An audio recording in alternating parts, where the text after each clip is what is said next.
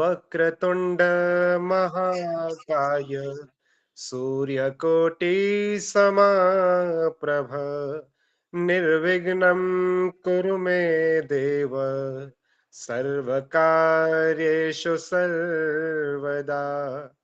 ओम अथ नील सरस्वती ध्यानम्। घोर रूपे महारावे सर्वशत्रु भयंकरी भक्तेभ्यो वरदे देवी त्राहि मां शरणागतम्। सुरासुरार्चिते देवी सिद्ध गंधर्व सेविते जाड्यपाप हरे देवी त्राहि मां शरणागतम्। जटाजूट समायुक्ते लोल जिह्वान्तकारिणि द्रुत बुद्धि करे देवी त्राहि मां शरणागतम्। सौम्य क्रोध धरे रूपे चंड रूपे नमोस्तुते सृष्टि रूपे नमस्तुभ्यं त्राहि मां शरणागतम्। जडानां जडतां हन्ति भक्तानां भक्तवत्सला मूढतां हर मे देवी त्राहि मां शरणागतम्। ओम वम ह्रूं ह्रूं कामये देवी बलि होम प्रिये नमः। उग्रतारे नमो नित्यं त्राहि मां शरणागतम्।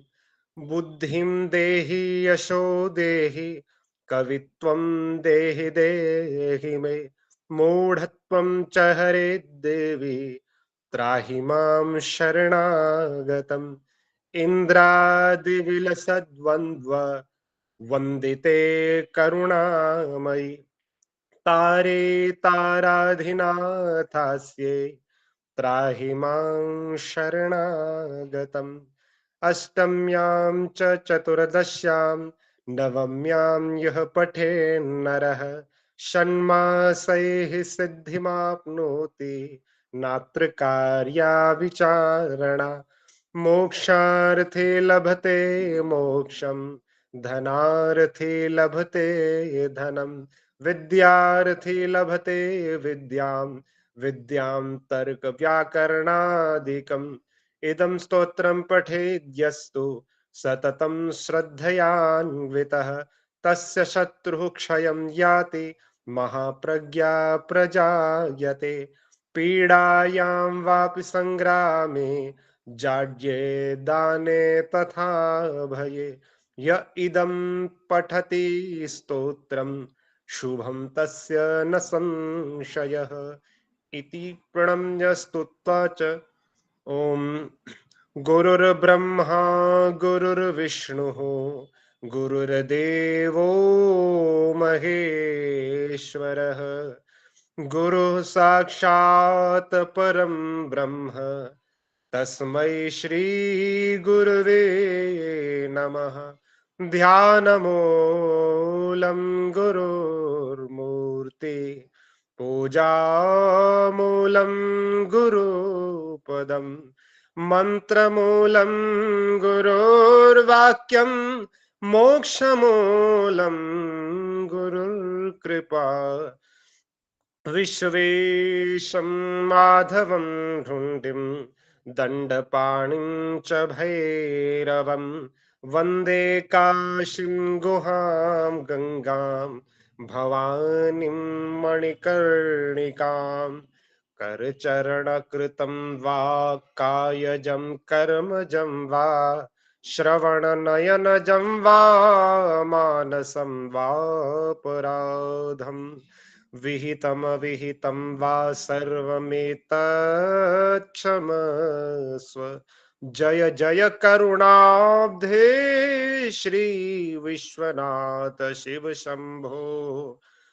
विनायकं गुरुः भानु ब्रह्म विष्णु महेश्वरान् सरस्वतीं च प्रणम्यादौ सर्वकार्यार्थसिद्धये। ओम हर हर महादेव। ओम सर्वेभ्यो नमो नमः।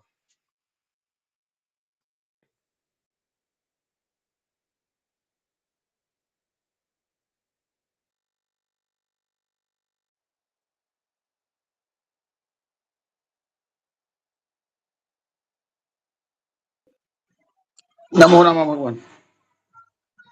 जी नमो नमो। बहुत सुंदर प्रार्थना है यार, बहुत बहुत धन्यवाद। गुरु जी का आगमन हो गया, सभी को गुरु जी का स्वागत है। नमो नमो गुरुदेव। नमो नमः। नमो नमः गुरुदेव।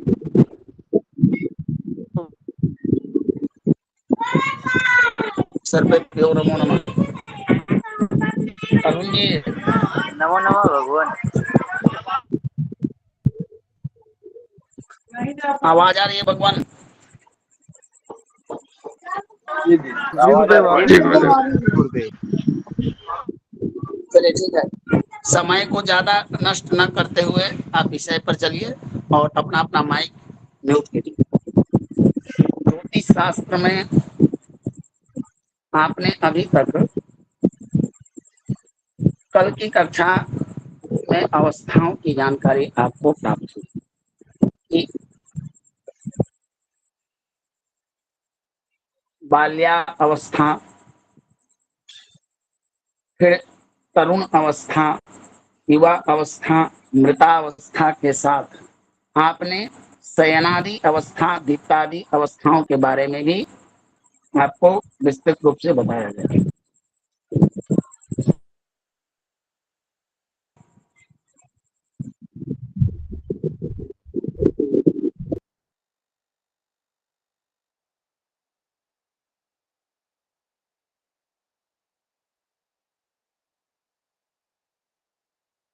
गुरुदेव लेफ्ट हो गए हैं शायद।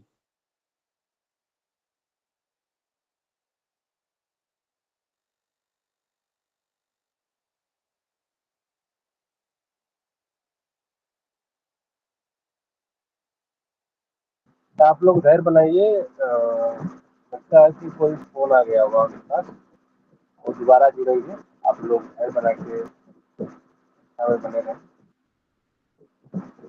अभी कक्षा थोड़ा लेट शुरू हुई है, थोड़ा सा लिंक की वजह से लिंक थोड़ा ना दिक्कत हो जा रही हेलो, आवाज आ रही है भगवान? जी गुरुदेव आ रही है। है। जी आ रही आ रही। जी गुरुदेव। मेरी बातों को ध्यान से आप लोग श्रवण कीजिए और जो मैं बताने जा रहा हूँ आपके लिए उपयोगी है। अन्य चर्चाएं क्योंकि ऐसे ही लेट हो गए, विलंब से कक्षा चल रही है, इसके लिए कुछ लोग जिम्मेदार हैं जो अपनी जिम्मेदारी नहीं लेते। 8 बजे कक्षा प्रारंभ करने का प्रयास हो। चलिए, ज्योतिष शास्त्र में सबका अपना अपना सभी नियमों का कोई भी नियम होता है, वो किस स्थान पर लागू हो, किस समय लागू हो, किस परिस्थिति में लागू हो, ये नियम बनाने वाले ने नियम बनाने के साथ ही उसका स्थान और समय भी निर्धारित कर देते हैं। उसी प्रकार ज्योतिष शास्त्र में दशाओं का बड़ा महत्व है। कोई भी ग्रह उच्च का हो, नीच का हो, शुभ हो, अशुभ हो, आप कैसे जानिएगा? आप कैसे जानिएगा कि हमारे ऊपर वर्तमान समय कैसा चल रहा है? कल मेरे साथ क्या होने वाला है? एस्ट्रोलॉजी के माध्यम से आप बिना दशा पढ़े, बिना दशा पद्धति को जाने, फलित संभव नहीं है। ये दशाएं क्या है भगवान, इसको समझने की आवश्यकता है। जिस प्रकार संसार में हर चीज का एक टाइम होता है, हर कार्य का, हर जैसे ऋतु का समय होता है, शरीर का खाने का समय होता है, सोने का समय होता है, उसी प्रकार हर ग्रहों का फल देने का एक समय होता है जिसे हम दशा कहते हैं। कोई भी ग्रह आपकी कुंडली में अच्छा हो, राजयोग बना रहा हो, बुरा हो, खराब योग बना रहा हो, वो ज्यादा फल अपनी दशा में देता है। तो दशा पद्धति जानकारी के लिए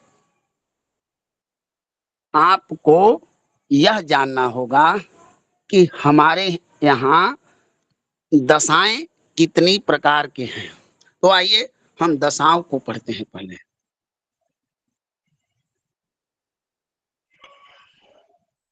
देखिए भगवान,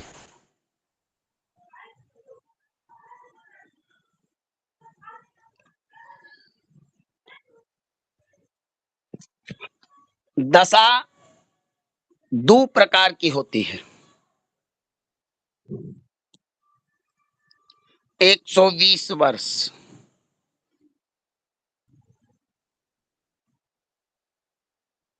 108, ये दो प्रकार की दशाएं प्राप्त होती है, जिसे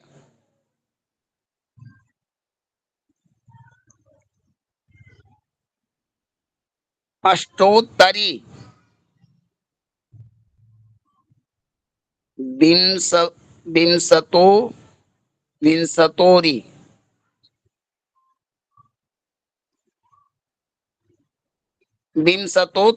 विंशोत्तरी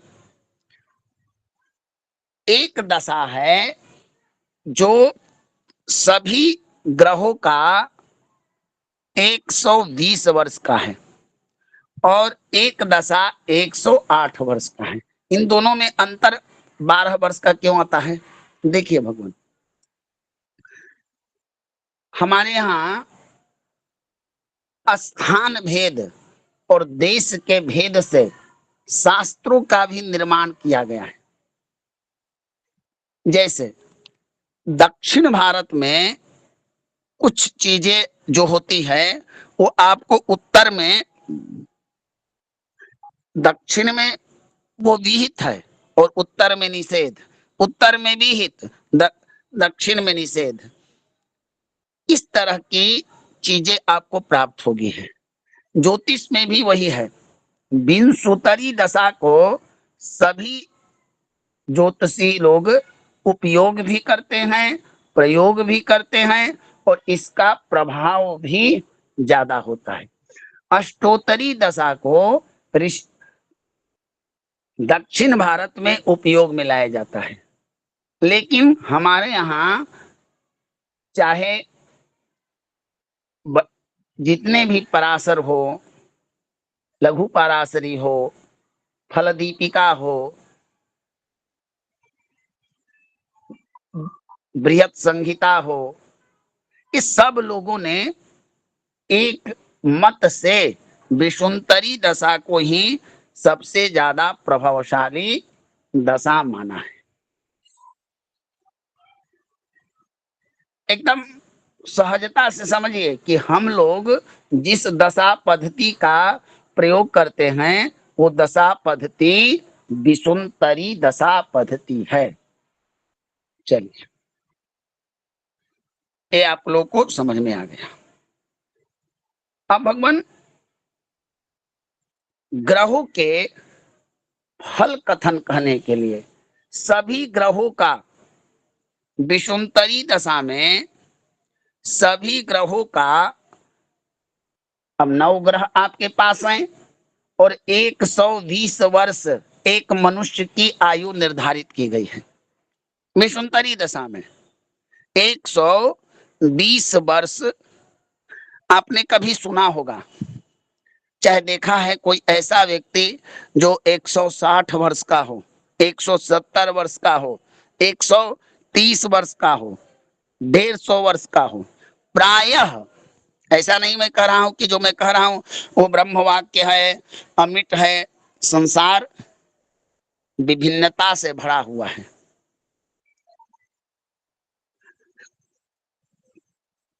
पश्यन अपि न पश्यति, संसार में देखकर भी लोगों को ज्ञान नहीं होता है। समसरती संसार, ये संसार परिवर्तनशील है। तो हो सकता है जो मैं कह रहा हूं अपवाद किसी चीज का होता है। जितने भी मनुष्य हैं वो प्रायः 120 वर्ष के अंदर ही उनका जीवन समाप्त हो जाता है। बहुत कम लोग हैं जो इस दशा पद्धति को पार कर पाते हैं।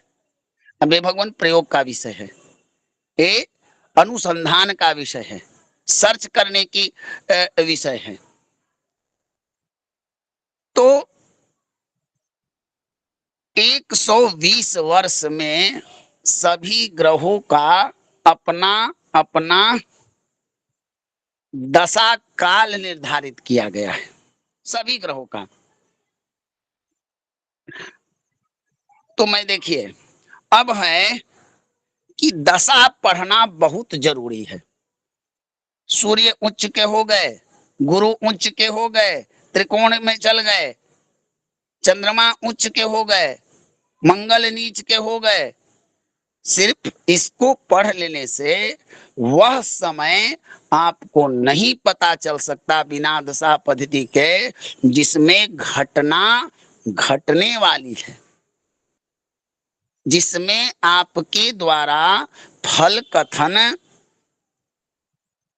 जो आप भविष्यवाणी करेंगे ग्रहों के आधार पर, वो भविष्यवाणी कब सिद्ध होगी।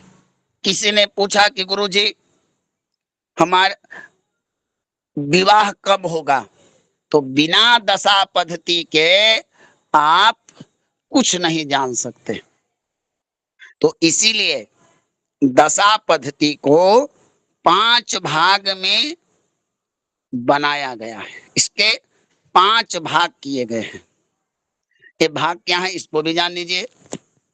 सभी ग्रह, जितने भी ग्रह हैं, अपना संपूर्ण फल, सभी ग्रह अपना संपूर्ण फल शुभ या अशुभ अपनी दशा में देते हैं। तो दशा के 5 भाग हैं। पहला दशा जो लंबा होता है, वर्ष में निकलता है, जैसे शुक्र की दशा 20 वर्ष। दूसरा अंतरदशा,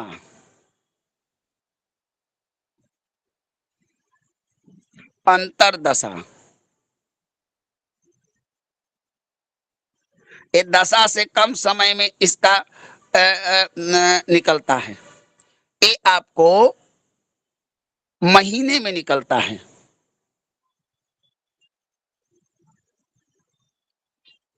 महीना,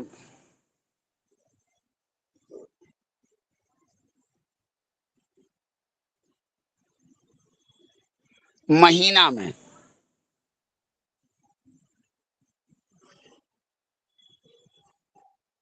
महीना में। उसके बाद आता है प्रत्यंतर दशा। ये आपको सप्ताह में निकलता है, इसका फल साप्ताहिक जानकारी देता है। ये हो गए। इसके बाद प्राण दशा, ये आपको दिन के आधार पर बताता है। और सूक्ष्म दशा, ये आपको घटना का संपूर्ण जानकारी घंटा मिनट में दे देता है। तो इस प्रकार से दशा, अंतरदशा, अंतरदशा का प्रत्यंतर दशा, प्रत्यंतर का सूक्ष्म दशा, या उसी को प्राण दशा भी कहते हैं। तो इस प्रकार से हमारे यहाँ दशा पद्धति के 5 भेद हैं, 5 भाग हैं। और ये 5 ही भाग, अब जब आपको स्थूलता से जाना हो, वार्षिक भविष्यवाणी करनी हो कि आपका विवाह अगले वर्ष होगा, तो वर्ष फल वार्षिक के लिए आपको दशा बताएगा।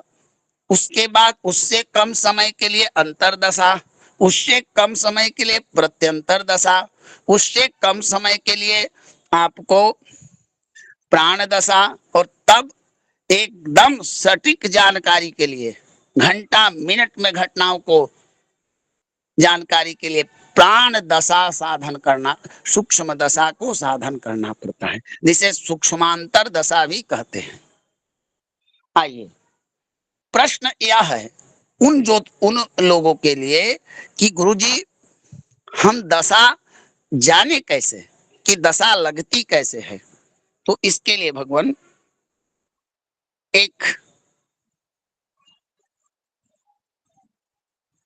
आपके सामने यहाँ पर मैंने एक चक्र रखा है जिसे दशा चक्र कहते हैं।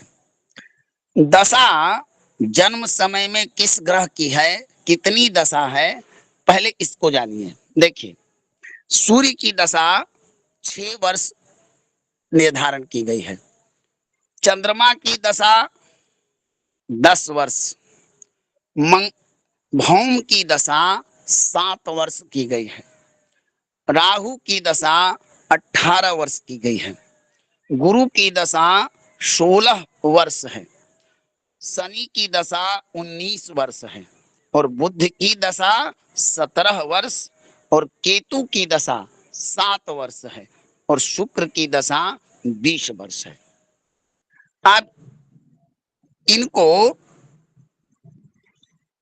जोड़िएगा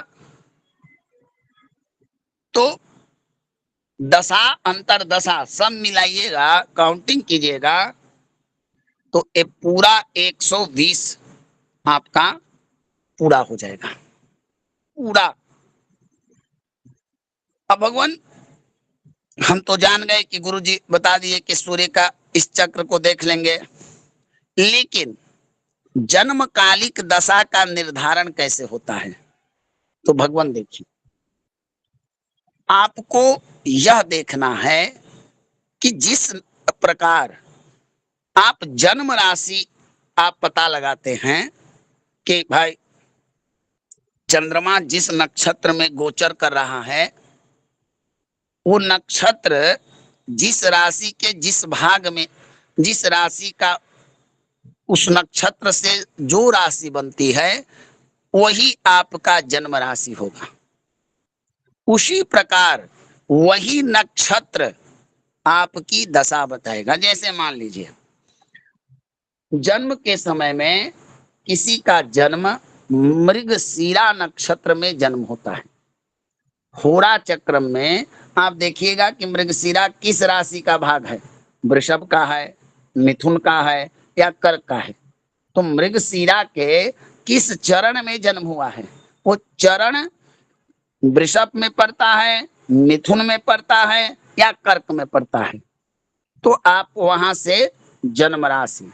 अब मृगशिरा नक्षत्र में अगर जन्म हुआ तो आप पर जन्मकालिक मंगल की दशा हुई।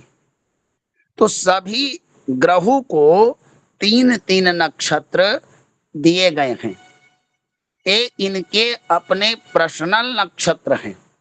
इन नक्षत्रों में ग्रहों का जब गोचर होता है, ग्रह जब इन नक्षत्रों पर गुजरते हैं तो उनका पावर बढ़ जाता है। तो आइए जानना चाहिए कि सूर्य किन किन नक्षत्रों के स्वामी हैं।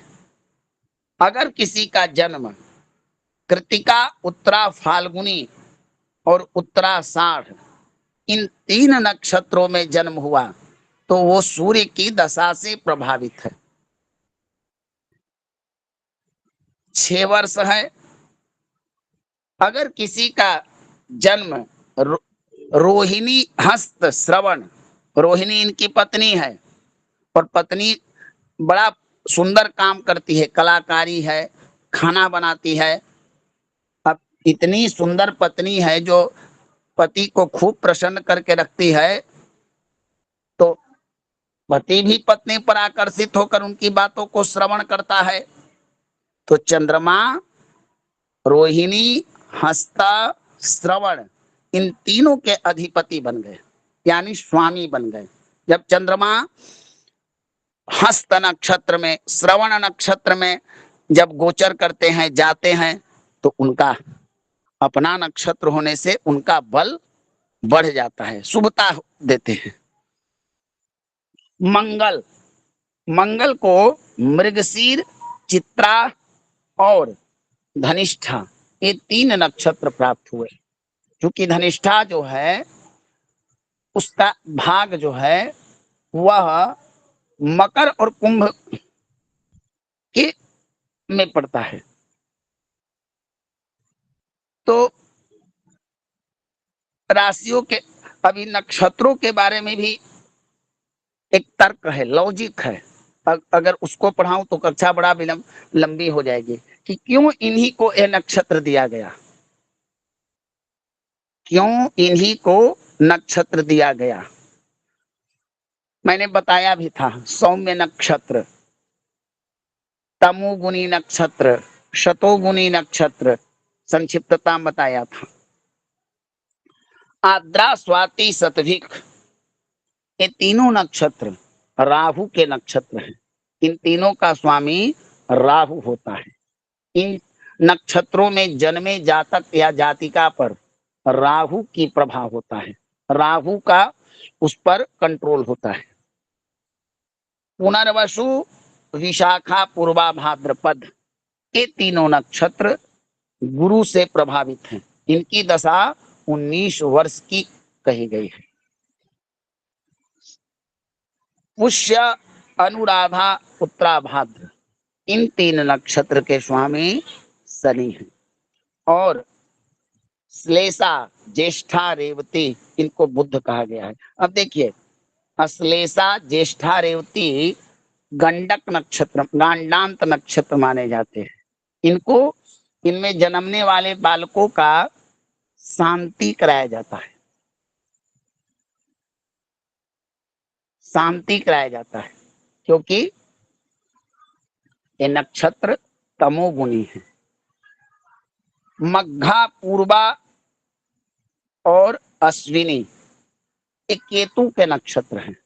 मघा, पूर्वा, अश्विनी, मघा, मूल, अश्विनी, ये भी नक्षत्र गांडांत नक्षत्र है। श्लेषा, रेवती, ज्येष्ठा और मघा, मूल, अश्विनी, ये 6 नक्षत्र गांडांत नक्षत्र होते हैं। इनमें जन्मने वाले बालक माता को, पिता को, भ्राता को हानिकर होते हैं। तो केतु की दशा होती है। और अंतिम में पूर्वा भाद्र, पूर्वाषाढ़ और भरणी, इन 3 नक्षत्रों के स्वामी शुक्र को दिया गया। तो इस चक्र को अगर कोई याद कर ले तो उसे 3 चीजों का जानकारी सम्यक प्रकार से प्राप्त होगा। पहला, कि कौन से ग्रह का किस नक्षत्र पर आधिपत्य है, कौन ग्रह का कौन नक्षत्र है। जब आप जन्म कुंडली देखिएगा तो पंचांग में देखते होंगे कि विवाह के मुहूर्त में लिखता है राहु वेद, शनि वेद। तो भगवान, वेद का अर्थ होता है कि आज उस नक्षत्र पर एक ग्रहों का, एक ग्रह स्थित है। जब राशि में, आप तो इतने नहीं हैं अज्ञानी कि जब कोई ग्रह, मान लीजिए कि सूर्य है,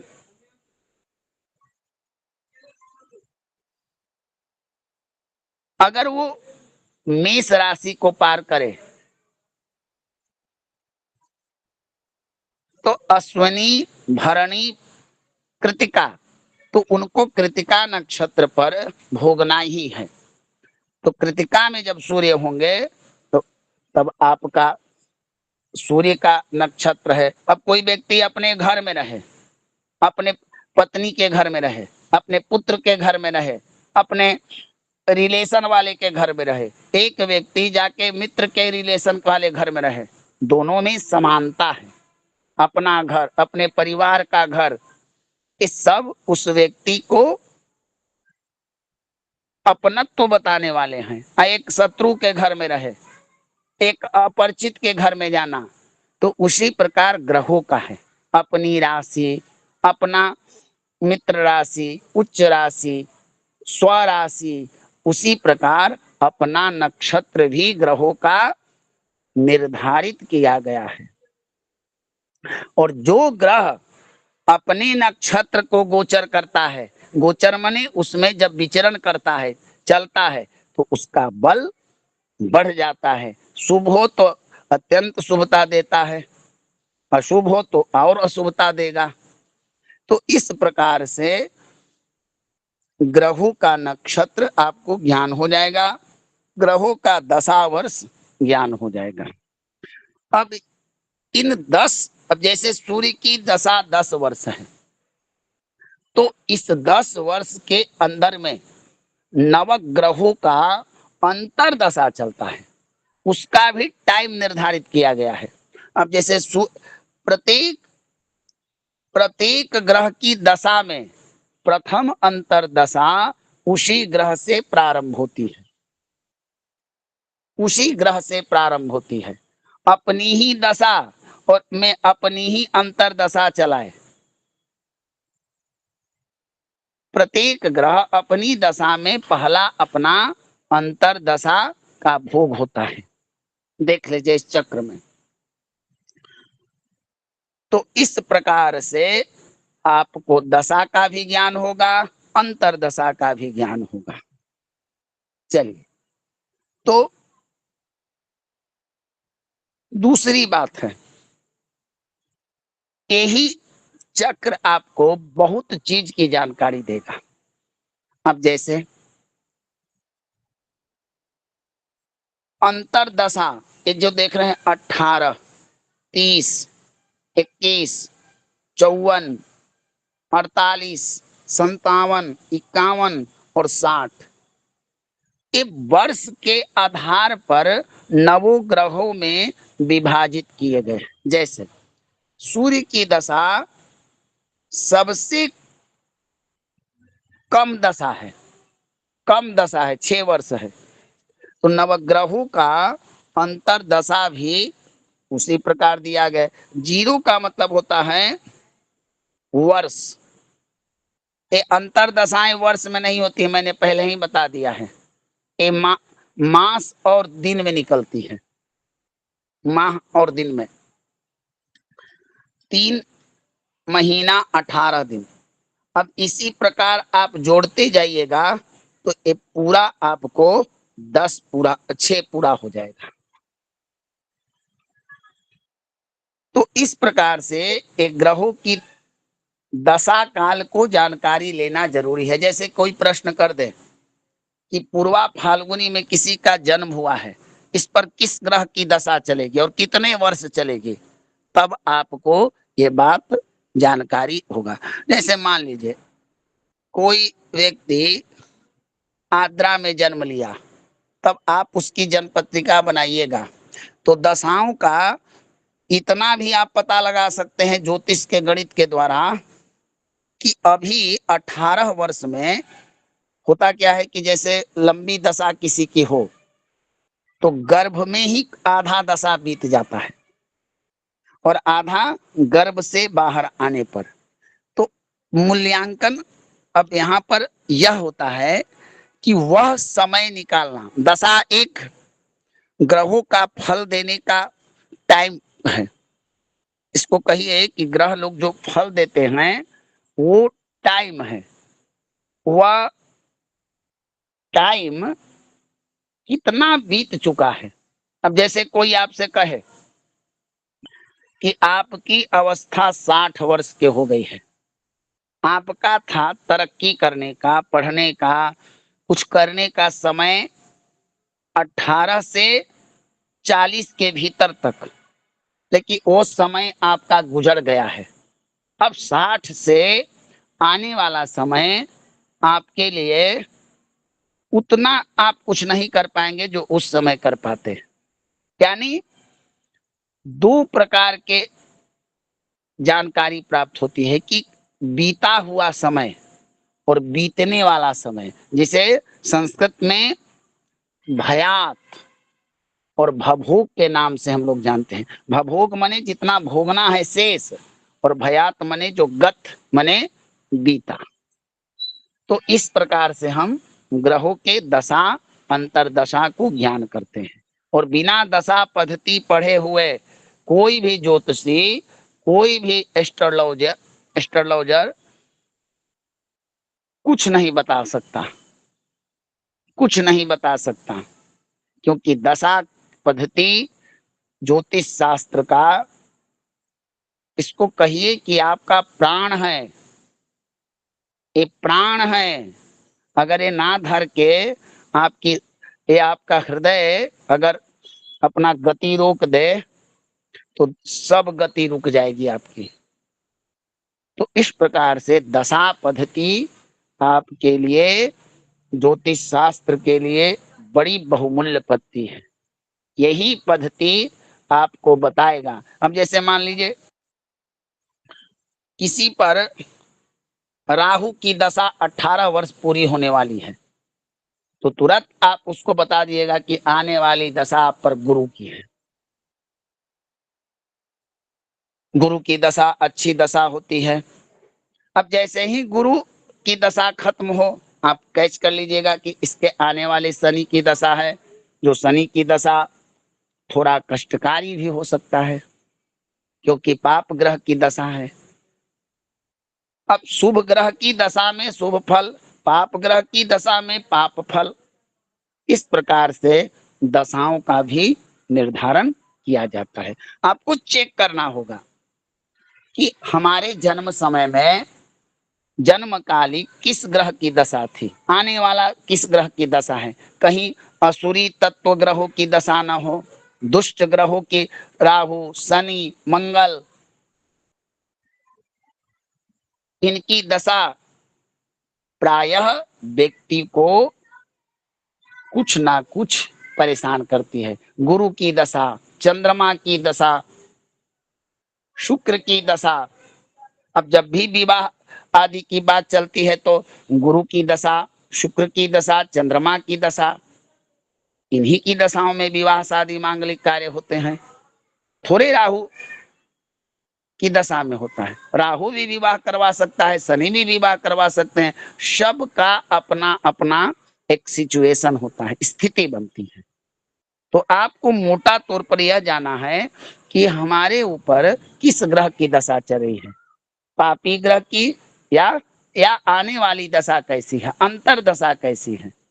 यहाँ पर वही चीज लागू होगा जो आपने पहले पढ़ा है कि ग्रह राक्षस हैं, तामसी हैं, क्रूर हैं, शुभ हैं, सौम्य हैं, ब्राह्मण हैं। तो इन आधार पर आप दशा पद्धति का प्रयोग कीजिएगा। चलिए, किन्हीं का कोई प्रश्न हो तो आप पूछ सकते हैं।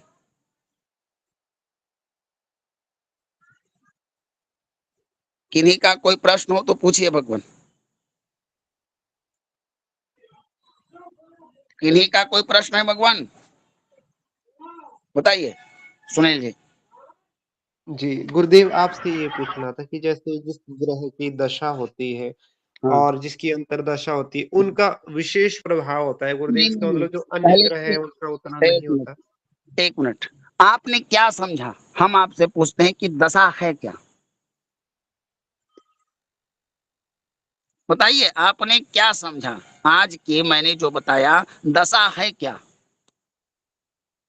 जी गुरुदेव, दशा तो मतलब उस ग्रह का जो समय होगा वो अधिक प्रभावी होगा, मतलब उस दौरान जो वर्ष बताए गए हैं उन वर्षों के लिए।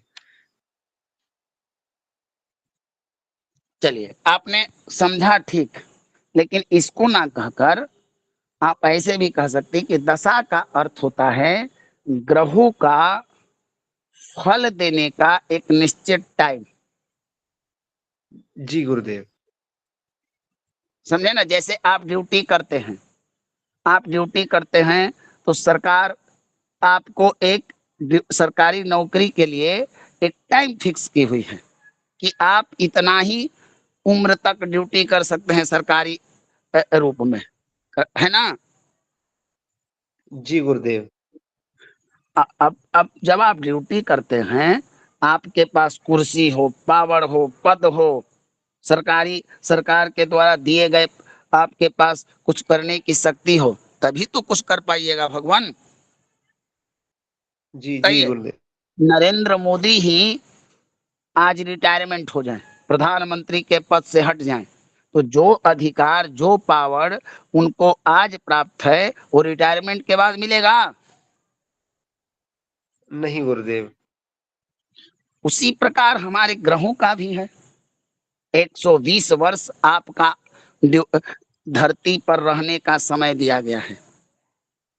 अब ज्यादा सत्कर्म कीजिएगा तो उस वहां तक पहुंचिएगा। और प्रायः लोग, बहुत कम आप लोगों ने सुना होगा कि 120, 121, 125, 130 लोग पार करते हैं। तो दशा है ग्रहों का फल देने का एक निश्चित समय। समझ गए ना सुनील जी? जी गुरुदेव। हाँ, अब आप अपना प्रश्न पूछिए।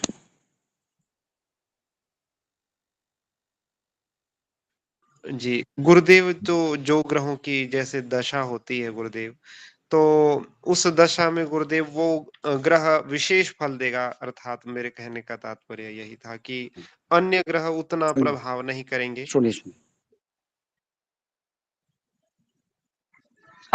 अब देखिए, मान लीजिए कि भगवान आपके कुंडली में शुक्र की अशुभ दशा चल रही है। अशुभ दशा का मतलब कि शुक्र है शुभ ग्रह, लेकिन आपके कुंडली में शुक्र देवता, शुक्र खराब पोजीशन में बैठे हैं, आपके लिए अच्छा नहीं है।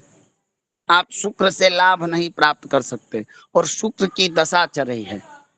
भला कोई ज्योतिषी या कोई ज्योतिष का ग्रंथ ऐसा कह सकता है कि आप 20 वर्षों के लिए निश्चिंत हो जाइए, आपके पास लाइफ में अच्छा टाइम आएगा ही नहीं? बताइए। नहीं गुरुदेव। नहीं।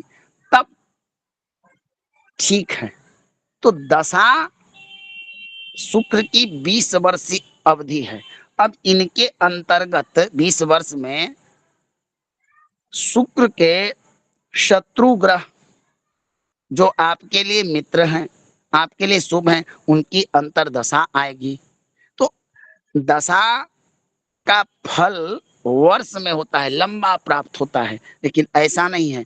अंतर्दशा में होता है कि दशा भी खराब, अंतर्दशा भी खराब, तब तो आपको भोगना ही है। लेकिन दशा ठीक हो, अंतर्दशा खराब हो, तब थोड़ा आपको होता है। यानी कहने का मतलब कि दशा के साथ अंतर्दशा का भी ज्ञान होना जरूरी है। दोनों अगर मैच कर रहे हैं तो बहुत बढ़िया है। अगर दोनों में दशा है तो ज्यादा आपको प्रभाव नहीं देगा। अंतर्दशा का प्रभाव दशा की अपेक्षा बहुत ज्यादा होता है। ठीक है ना? जी गुरुदेव। चलिए अगला प्रश्न। समझ गए सुनील जी? सुनील जी के साथ सब लोग समझ गए कि नहीं? एक बार बता दीजिए। जी जी गुरुदेव जी समझ गए। समझ गए जी गुरुदेव। हाँ एक चलिए। प्रश्न था अब गुरुदेव। हाँ बताइए। गुरुदेव थोड़ा सा निवेदन था गुरुदेव कि कुंडली के माध्यम से थोड़ा सा बताते गुरुदेव तो अधिक समझ में आता। ठीक है, चलिए मैं आप लोग का सेवक हूँ तो इतना तो करना जरूरी है। चलिए। नहीं गुरुदेव, क्षमा गुरुदेव।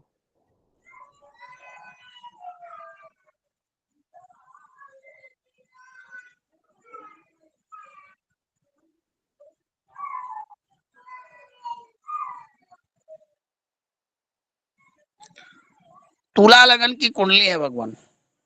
इस जातिका का प्रश्न है कि हमारे लिए किन किन ग्रहों की दशा अच्छी होगी। अब एक ज्योतिषी को इतना पता होना चाहिए कि हर लगन के लिए, जैसे हर लोग के लिए, अरविंद जी के लिए, सुनील जी के लिए, तिवारी जी के लिए, बद्री जी के लिए, हमारे लिए कुछ अच्छे लोग होते हैं, कुछ बुरे होते हैं। तो बुरा कौन है, अच्छा कौन है, एक कुंडली से आपको पता लगाना पड़ेगा। जैसे तुला लगन में शनि अच्छे ग्रह हैं, सकारात्मक फल देंगे, क्योंकि लग्नेश के मित्र हैं। बुध भी थोड़ा अच्छा ही देगा, लेकिन थोड़ा अच्छा देगा, पूरा नहीं देगा, भाग्य का स्वामी है। चंद्रमा तटस्थ ग्रह माने जाते हैं यहाँ पर। तो आपको यह देखना है कि शुक्र और शनि इस कुंडली में के लिए अच्छे फल हैं। अब यहाँ आपको देखना है कि इस जातिका पर वर्तमान समय में गुरु की महादशा 23/2/2039 तक चलेगी। अब देखिए यहाँ पर गुरु क्या है, लग्नेश के शत्रु हैं, रोग भाव के स्वामी हैं, तृतीय भाव जो माना जाता है अष्टम से अष्टम, और ये बैठे भी हुए हैं अपने घर में। तो बताइए इस जातक पर रोगेश की दशा चल रही है, तो ये शुभ दशा ना हुआ भगवान? बताइए जी बताइए, गुरुदेव, जी गुरुदेव। समझ में आ रहा है अरविंद जी? जी जी, थोड़ा थोड़ा समझ में आ रहा है गुरुदेव। अब जैसे देखिए इस जातक पर अगर शनि की दशा चलता, शुक्र की दशा आने वाली है, चलेगी, तो आंख मूंद करके कहिएगा कि आप पर अच्छा दशा आने वाला है, क्योंकि आपका लग्नेश की दशा अष्टमेश होकर भी शुक्र आपके लिए परोपकारी कल्याणकारी होगा। यानी कहने का तात्पर्य है अरविंद जी कि आपको पहचानना होगा कि जिसके लिए हम दशा देख रहे हैं वह ग्रह उसके लिए कैसा है, बुरा है। अब मान लीजिए इसको बुध की दशा आएगी, तो बुध की दशा इसको लाभ कम हानि ज्यादा ना कराएगा भगवान? जी बताइए गुरुदेव, जी गुरुदेव।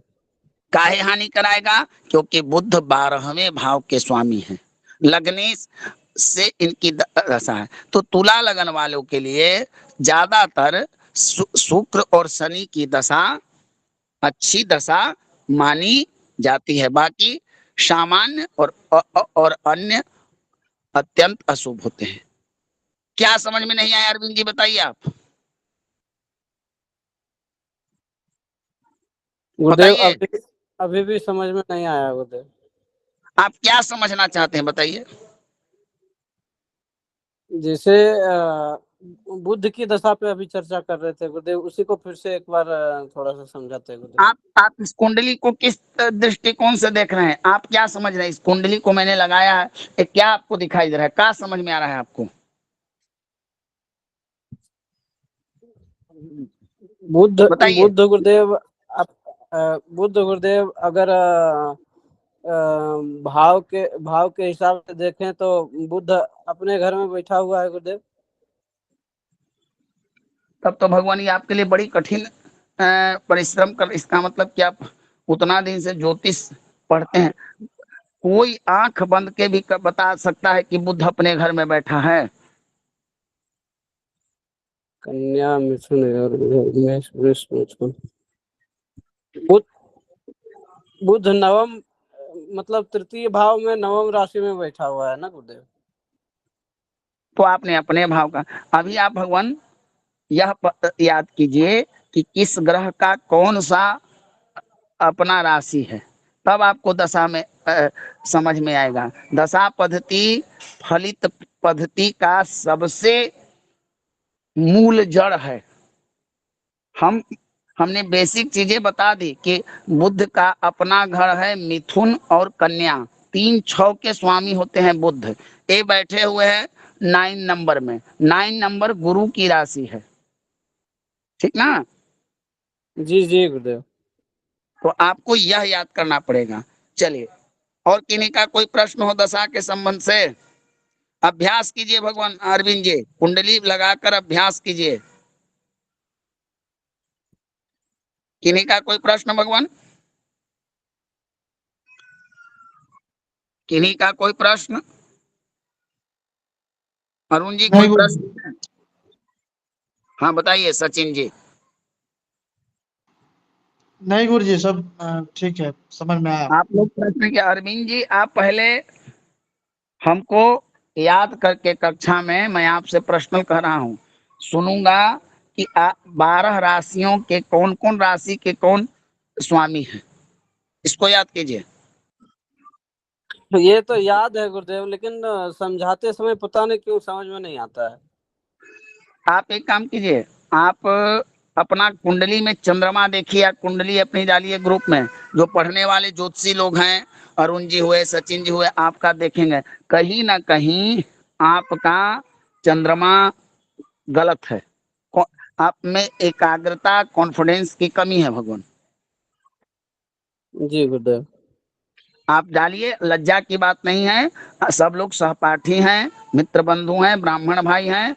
आप समस्या अपनों के बीच में रखिए और अपने लोग समाधान करेंगे। इससे क्या होगा, आपका जब फायदा होगा तो बताने वाले और सब लोगों का आत्मविश्वास बढ़ेगा। ठीक है ना? जैसे जैसे गुरुदेव देखिए, मैं जिस तरह बोल। से याद किया हूँ गुरुदेव, थोड़ा सा सुन लें। सिंह सिंहस्याधिपति सूर्य, कर्कस्याधिपति शशि, मेष वृश्चिकयोर भौमो, कन्या मिथुनयोर बुधे।